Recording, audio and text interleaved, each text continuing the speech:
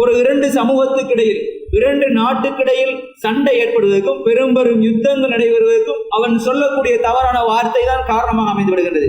எனவே தான் சொல்லக்கூடிய பொய்யின் ஊடாக அங்கே ஒரு பிளவு ஏற்படுகின்றது, இரண்டு நாடுகளுக்கு இடையில் மோதல் ஏற்படுகின்றது. ஏன் வீட்டில் கூட நாம் சில காரியங்களை மறைப்பதற்காக தன் மனைவியிடம் பொய்யான வார்த்தைகளை சொல்லி தப்பிக்க பார்ப்போம்.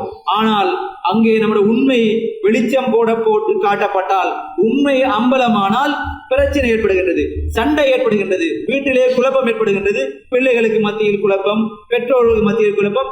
ஏன் இவைகளுக்கெல்லாம் காரணம்? நாம் உண்மையை பேசாமல் பொய்யை பேசுவதன் காரணமாக.